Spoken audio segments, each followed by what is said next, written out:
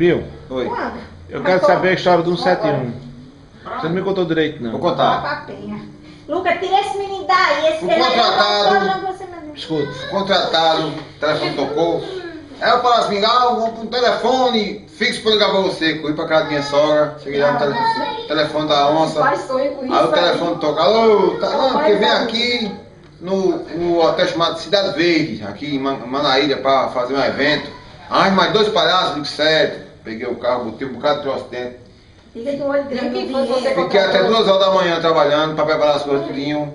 O cabo disse, eu quero não sei o que, não sei o que, não sei o que, não sei o que, não sei o que, ladrão, cabo safado.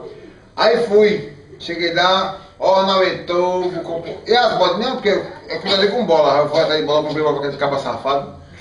Cheguei lá, montei a bola, cheia de flor, a coisa mais linda, graças a Deus, passei pro enterro dele. Botei tudo lá, a coisa mais linda. Quando chegou lá, meu filho, ele disse, olha, daqui a pouco vai ter o almoço, eu vou pagar o almoço, eu digo, certo, tá bom.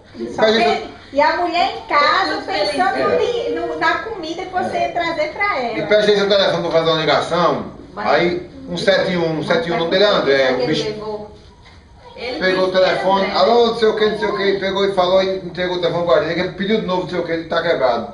Alô, não sei o que, não sei o que, não sei o que, telefonando. Já era pra suspeitar ele. Daqui a pouco desapareceu. Desse tamanho, cabeça desse tamanho, parecia um prego desse tamanho. Parecia um saguinho, um mico-leão preto. Foi-se embora. Desapareceu. Ficou eu, Bruce e outra contratada que eu contratei. Outra contratada que eu Eu vou contratei. pensar que era uma condenada. Juntou tudinho, pronto. Período de ir pra casa, voltei, triste e abatido, liso, e o que tinha, comi, fui lá com fome. Mesmo um dia comi lança lá, tudo cheio de comer lá, tudo mais linda. Daqui a pouco a mulher saiu recolhendo tudo, levou lá pra dentro, pegou o suco, botou na garrafa. Otário. Tá vendo não?